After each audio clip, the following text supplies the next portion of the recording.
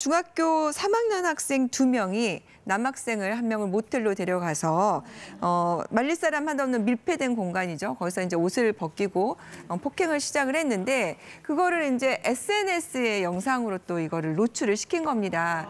그래서 이제 다른 학생들이 보면서 안 된다, 그만해라라고 말렸는데도 불구하고 그 행동이 계속 지속이 된 거죠. 그래서 다행히 학생들이 이제 피해 학생의 친구가 신고를 해줘서 경찰이 출동을 했는데요. 이때 이 아이들이 왜 이런 일을 했냐고 하니까 장난이었다라고 답변을 한 겁니다.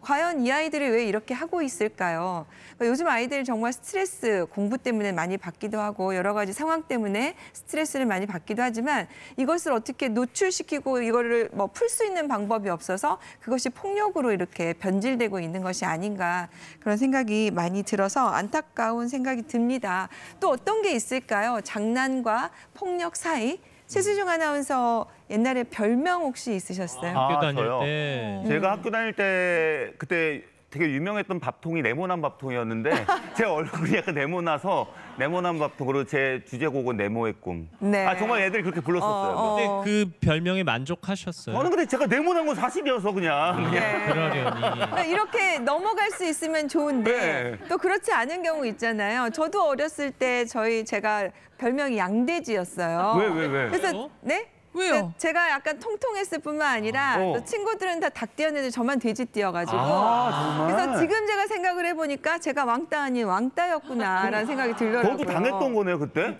아니, 근데 그것은 그 당시에 이제 그렇게 인식을 안 했으면 네. 넘어갈 수 있는 건데 문제는 이제 친구들 사이에서 오가는 이러한 농담 같다고 생각한 것이 피해 학생에게는 괴로움이나 뭐 이런 것들을 줬다면 그게 거기서부터는 폭력이 될 수가 있는 거죠. 사실 장난이나 농담은 둘 다 재밌어야 장난인 그럼요. 거죠. 네. 그러니까 애들이 모여서 놀이터에서 노는데 약간 뭐 위험한 놀이기구 뭐 이거 아주 장난을 하잖아요. 근데 그걸 하다가 나는 더 이상 못 하겠어. 나는 안 할래라고 했을 때 이걸 그대로 내버려 둬야 되는데 안 돼. 해야 돼라고 강요하면 그때부터는 폭력이 될 수가 있어서 이 경계선상이 굉장히 애매모호한 면이 있습니다. 그나저나 돼지띠가 닭띠랑 학교 다녔으면 학교를 많이 일찍 들어가셨네요. 아유, 똑똑하셨나 봐요. 네.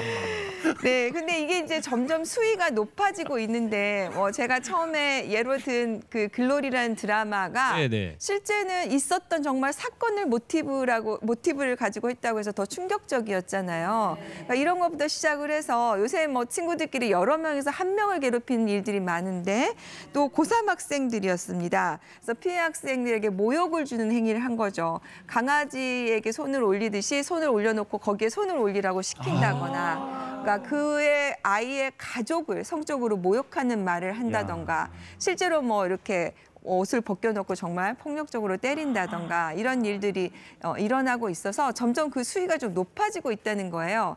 근데 폭력의 특성은 뭐냐면 이 폭력을 하는 사람도 처음에 했던 폭력으로 느끼는 카타르시스나 뭐 본인의 그런 스트레스 해소가 점점 그 수위가 높아지는 겁니다.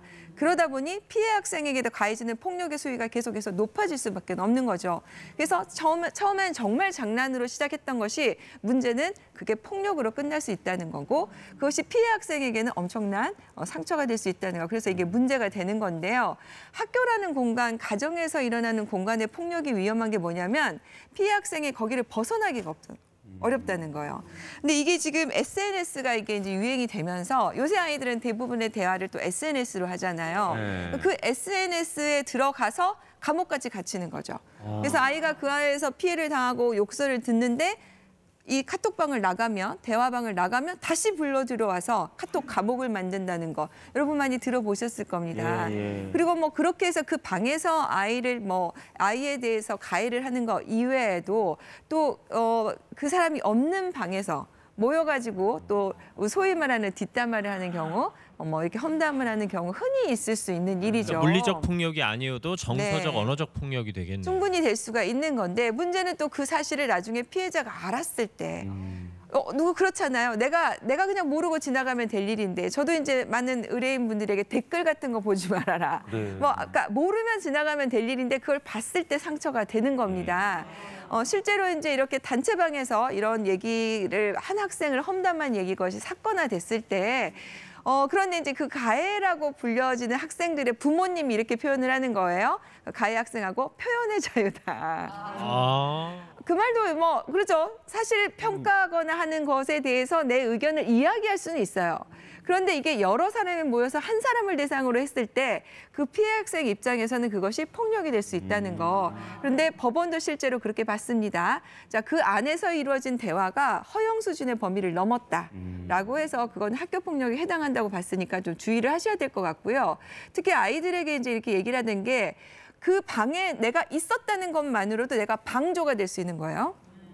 어떤 아이가 어떤 아이를 괴롭히는 현장에서 모여서 구경을 하는 경우가 있습니다. 거기에 서 있는 것만으로 방조범이 될 수 있다는 거. 그래서 우리 아이가 피해자일 수도 있지만 어느 순간에 가해자가 될 수 있기 때문에 정말 주의를 하셔야 됩니다. 내가 어떤 표현을 안 해도 그냥 가만히만 그 있어도 방에서 동조를 할 수 있다 했다는 것만으로도 가해자의 범위에 들어갈 수 있다는 거 주의를 좀 하셔야 될 것 같아요. 자, 그래서 오늘 우리 아이가 어땠을 때 학교 폭력이 당하고 있는 것이 아닌지 좀 걱정되시는 경우 있잖아요. 그래서 우리 아이에게 보내는 학교 폭력 SOS 신호를 조금 한번 보도록 하겠습니다. 아이가 이제 평소보다 기운이 없고 잘 집중을 못해요.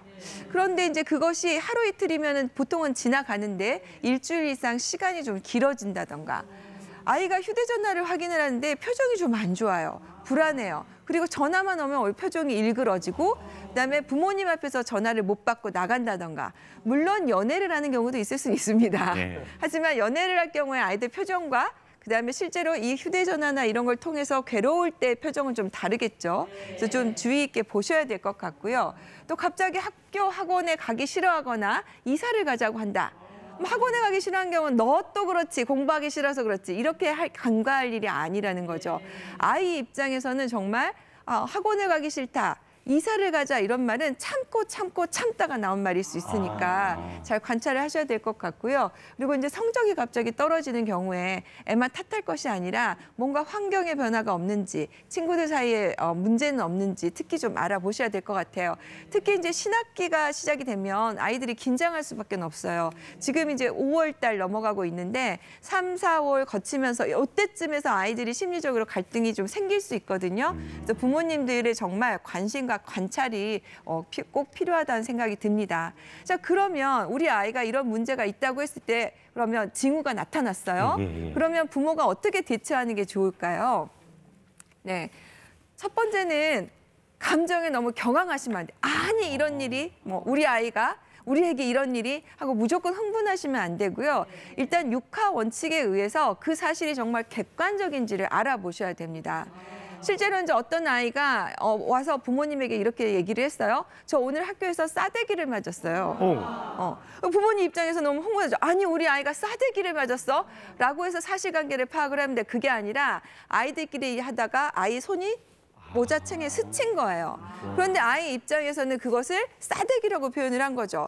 그래서 이럴 때 선생님께 일단 먼저 사실관계를 확인해보고 목격한 사람이 있었는지 그리고 정말 싸대기를 정말 맞았다면 이와 관련해서 주위 친구들의 증언 같은 것들을 좀 확보하시는 게 좀 필요합니다. 학교 폭력 사건도 마찬가지예요. 일반적인 형사 사건과 다르지 않습니다. 그래서 일단 이런 사실이 발견이 됐을 때 피해 사실을 정확히 파악하는 것이 중요합니다. 그리고 두 번째는 이제 학교에 알려야 되겠죠. 저는 교회 신고와 학교 밖에 신고하는 방법도 있고 학교 안에 신고하는 방법도 있는데 일단은 학교에 먼저 알리는 것을 추천을 드립니다. 요새는 학교 폭력을 학교에 대해서 관심이 많아서 상담 선생님이 계세요. 무엇보다 담임 선생님이 계십니다. 그리고 이게 교내에 알리는 게 좋은 게 학교 폭력이라고 해서 무조건 아이들을 가해 학생이라고 치부를 해서 그 아이를 징계하고 피해 아이라고 해서 보호하는 것이 꼭 아이의 사회생활에 좋은 것은 아니에요. 어떤 사이든지 갈등이 있을 수 있잖아요. 그러면 이 갈등을 해결할 기회를 서로에게 주는 것이 꼭 필요합니다. 그래서 학교에 신고를 해서 선생님과 사이에서 먼저 의논을 하고 이 문제를 어떻게 해결할 것인지를 먼저 거치는 것이 필요하고요. 그런데 이제 학교에서 문제가 발생됐는데도 해결이 되지 않는다. 그랬을 경우에 교회에 신고하는 것을 두 번째로 선택하는 것을 저는 좀 추천을 드립니다. 교회는 117 번호 이제는 많이 아시죠? 문자 샵 10117 이렇게 해서 신고를 하시는 방법이 있고요. 이렇게 됐을 때 이제 신고가 들어가면 학교에서는 이제 학교 폭력으로 볼 것인지 아닐 것인지에서 대처 방법을 결정을 하게 되는 거죠. 그래서 무조건 이제 학폭위가 열리는 것은 아닙니다. 그래서 교내에서 가해 학생과 피해 학생 부모님을 불러서 이게 서로 합의가 가능한지 정당한지 서로 이렇게 이해할 수 있는 범위 내인지 그렇게 해서 사과를 할 수 있다면 먼저 그것을 진행하는 게 좋겠죠. 그리고 또 그 사이에 가해 학생에 대해서는 가해 학생이라고 지목된 학생에 대해서는 또 심리 상담 같은 게 이루어지고 서로 대화할 수 있는 공간을 마련하도록 노력을 하고 있으니까요. 먼저 선생님하고 상담을 하시고 이 상황을 해결하는 게 좋을 것 같아요. 근데 부모님들이 사실은 이 부분을 모른 척하는 것이 가장 문제입니다. 에이, 그럴 수 있어. 그것도 못 참니? 그냥 넘어가. 라고 했을 때 이 아이는 설 자리가 없는 거죠. 이제 글로리 드라마에 그런 대사가 나오잖아요. 그때 누군가라도 나에게 도움이 됐으면 네. 하다못해 신이라도 날씨라도 나에게 도움이 됐으면 어땠을까라는 대사가 나오는데 아까도 말씀드렸지만 관심을 가지고 그 상황을 어떻게 해결할 것인지에서 자리를 마련해 주는 것이 가장 필요하다는 생각이 듭니다. 요새 이제 뭐 학교 폭력이라고 하면은 이게 이제 기록에 남는다고 하니까 이와 관련해서 뭐 이것을 어떻게든지 피해가기 위해서 가해 학생 부모님들이 소송을 통해서 이걸 해결하려고 하시는 것이 많아요. 그런데 그것은 아이에게도 절대로 교육적이지 않다고 생각을 합니다. 우리 아이가 가해 학생일 수 있어요. 살다 보면 그럴 수도 있는 겁니다. 그런데 진심 어린 사과를 하고 진심 어리게 문제를 해결하도록 부모님이 도와주시는 것이 우리 아이를 위해서도 더 도움이 되고 피해 학생을 위해서 진정한 방법이 될 것 같습니다. 오늘 학교폭력 관련해서 마지막 알아봤는데요.